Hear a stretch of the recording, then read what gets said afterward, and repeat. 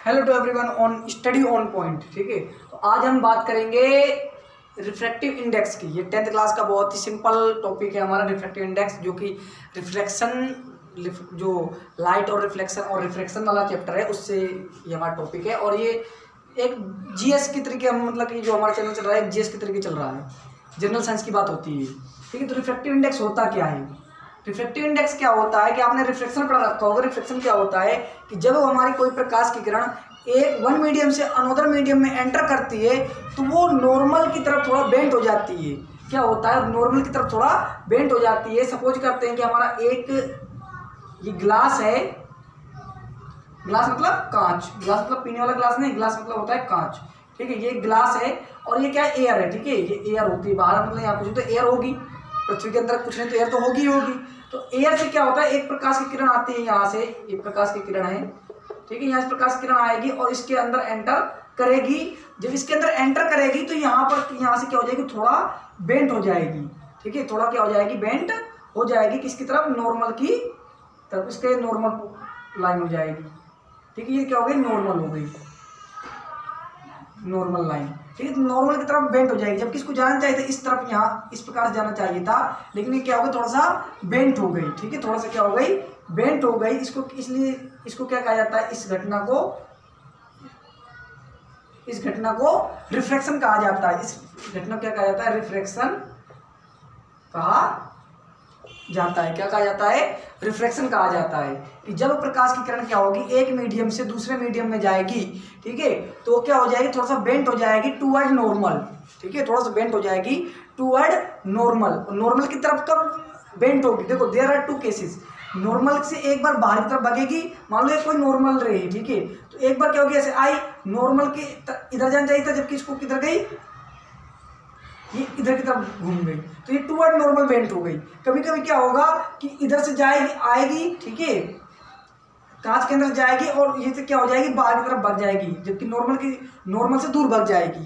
ठीक है, away from the normal. कभी कभी नॉर्मल की तरफ प्रकाश की किरण मुड़ेगी और कभी कभी नॉर्मल से दूर भागेगी। ठीक है, तो ये केस होता है हमारा। एक रेयर मीडियम होता है हमारे पास, एक रेयर मीडियम होता है, एक होता है डेंसर मीडियम, एक होता है हमारा डेंसर मीडियम। ठीक है, DENSER, denser medium. Rare medium होता है, एक डेंसर मीडियम होता है। रेयर मीडियम वो मीडियम होते हैं जिनके पार्टिकल्स दूर दूर होते हैं। जिनके पार्टिकल्स दूर दूर होंगे उसको रेयर मीडियम कहेंगे, और जिनके पार्टिकल्स पास पास होते हैं उसको डेंसर मीडियम कहते हैं। अगर हमें दो चीज़ों की तुलना में देखेंगे कौन सा रेयर होगा कौन सा डेंसर होगा। अगर हम ग्लास और एयर की बात करें, देखो एयर के पार्टिकल्स दूर दूर होते हैं, ठीक है, और ग्लास के पार्टिकल्स पास पास होते हैं, तो एयर क्या हो गया? हमारा रेयर मीडियम हो गया। जबकि ग्लास के अंदर के जो पार्टिकल्स हैं वो पास पास होते हैं, इसलिए ग्लास हमारा क्या हो गया? Denser medium. ठीक है, अगर वैक्यूम और एयर की बात करें तो वैक्यूम में पार्टिकल्स होते ही नहीं है, क्योंकि वहाँ पर कोई भी किसी चीज़ की प्रेजेंस नहीं होती, तो क्या हो जाता है? Rare medium. उसके लिए एयर क्या हो जाती है? Denser medium. ठीक है, तो दो मीडियम होते हैं लाइट को ट्रेवल करने के, एक रेयर मीडियम हो सकता है, एक डेंसर मीडियम हो सकता है।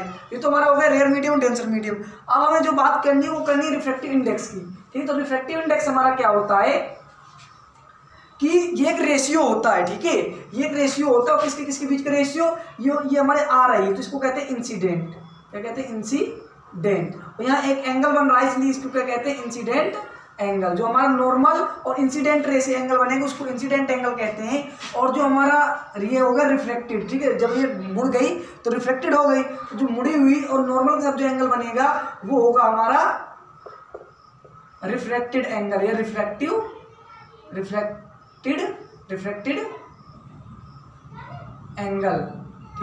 एंगल। तो दो हमारा, एक इंसिडेंट एंगल, एक रिफ्लेक्टेड एंगल। ठीक है, या एंगल ऑफ रिफ्लेक्शन। ठीक है, इसको क्या कहते हैं? एंगल ऑफ रिफ्लेक्शन भी कहते हैं। रिफ्लेक्शन नहीं, रिफ्लेक्शन, एंगल ऑफ रिफ्लेक्शन। ठीक है, एंगल ऑफ रिफ्लेक्शन कहते हैं। तो रिफ्रैक्टिव इंडेक्स क्या होता है कि refractive index the ratio between किसकी बीच का? The ratio between sine of incident angle, sine of incident angle to sine of angle of sine of angle of refraction, refraction, ठीक है। रिफ्रैक्टिव इंडेक्स क्या होता है? The ratio between sine of incident angle to the sine of refraction angle of reflection, ठीक है। Reflection मतलब कि जो हमारा ये है आई है, ये जो एंगल है हमारा आई इंसिडेंट एंगल है और ये आर रिफ्रैक्शन एंगल है, इन दोनों के साइन का जो रेशियो होगा वो हमारा रिफ्रैक्टिव इंडेक्स कहलाएगा। जैसे एन इक्वल टू क्या होता है? Sine I upon sine R, it means it is a refractive index. ये क्या है हमारा? Refractive index, R for refractive index है हमारा, ठीक है। और ये क्या है? साइन ऑफ इंसिडेंट एंगल और sine of angle of refraction, ठीक है। तो जब हमारे एंगल को साइन के साथ लिख करके उसकी वैल्यू पुट करके दोनों का रेशियो निकालेंगे तो हमारा क्या कहलाएगा? रिफ्रैक्टिव इंडेक्स कहलाएगा, ठीक। क्या कहलाएगा? रिफ्रैक्टिव इंडेक्स कहलाएगा। एक तो हमारा ये हो गया रिफ्रैक्टिव इंडेक्स। दूसरी प्रकार से हम रिफ्रैक्टिव इंडेक्स को किस प्रकार से डिफाइन करेंगे, ठीक है, देखते हैं, नोट डाउन कर लेना, ठीक है। दूसरी तरफ हम क्या करते हैं? रिफ्रैक्टिव इंडेक्स को किस प्रकार से डिफाइन करते हैं कि देखो अलग अलग मीडियम में लाइट की स्पीड अलग अलग होती है। वैक्यूम में ज़्यादा तेज बगता है, एयर में उससे धीमा, और जैसे जैसे पार्टिकल जिसके पास होते हैं उनमें उसकी लाइट की स्पीड थोड़ा कम हो जाती है, ठीक है। तो हम यहाँ पर एक एग्जाम्पल लेते हैं कि मान लो एयर की जो स्पीड है, एयर में जो स्पीड है लाइट की, वो है तुम्हारी 3 लाख मीटर पर सेकेंड, ठीक है। और जो हमारी ग्लास में स्पीड है, लाइट की स्पीड की बात है, वो क्या है? 2 लाख मीटर पर सेकेंड, ठीक है। तो देखो अलग अलग मीडियम में लाइट की स्पीड अलग अलग होती है, ठीक है। तो जो स्पीड की लाइट का रेशियो होता है, लाइट की स्पीड का रेशियो होता है अलग अलग मीडियम में, तो वो भी क्या कहलाता है? रिफ्रैक्टिव इंडेक्स कहलाता है। मान लो अगर हम लिख दिया एन ए जी, इसका मतलब क्या है कि हमें रिफ्रैक्टिव इंडेक्स निकालना है एयर से ग्लास में जा रही है। जब हमारी लाइट प्रकाश की किरण एयर से होकर के ग्लास मीडियम में जा रही है, ठीक है, एयर मीडियम से होकर के ग्लास मीडियम में जा रही है, तो रिफ्रैक्टिव इंडेक्स बताना है। तो हमें दोनों की स्पीड पता हो या फिर इंसिडेंट और रिफ्लेक्टेड एंगल पता हो, ठीक है। तो मान लो हमें स्पीड पता है कितनी है, एयर में कितनी है, एयर पहले, तो एयर की पहले आ जाएगी 3 लाख, नीचे क्या आ जाएगा? 2 लाख, कैंसिल इनके डिवाइड करेंगे कितना आ जाएगा? 1.5। रिफ्रैक्टिव इंडेक्स कितना है एयर टू ग्लास में जाने पर? 1.5, ठीक है।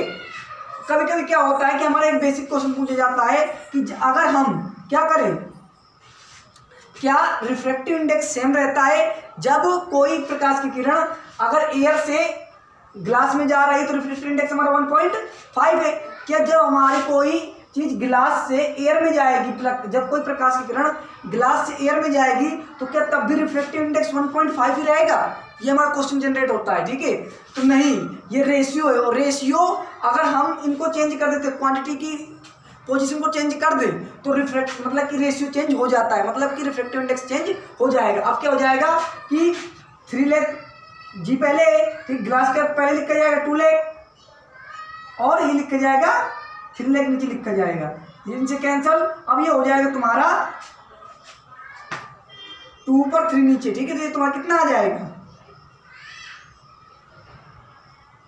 0.66 आ जाएगा रिफ्रैक्टिव इंडेक्स। कितना आ जाएगा? 0.66 रिफ्रैक्टिव इंडेक्स आ जाएगा, ठीक। कितना आ जाएगा? 0.66 रिफ्रैक्टिव इंडेक्स आ जाएगा। जबकि यहाँ पर देखो, जब एयर से हम ग्लास में जा रहे हैं तो हमारा रिफ्रैक्टिव इंडेक्स था 1.5, और जब ग्लास से एयर में जा रहे हैं तो रिफ्रैक्टिव इंडेक्स कितना हो गया?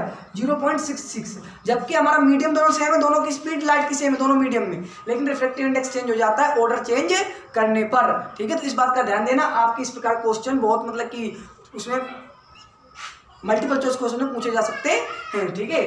तो आगे हम बात करेंगे इसके बाद जो हमारा लेंस है, ठीक है। लेंस के जो कॉन्सेप्ट लेके आएंगे। Thank you.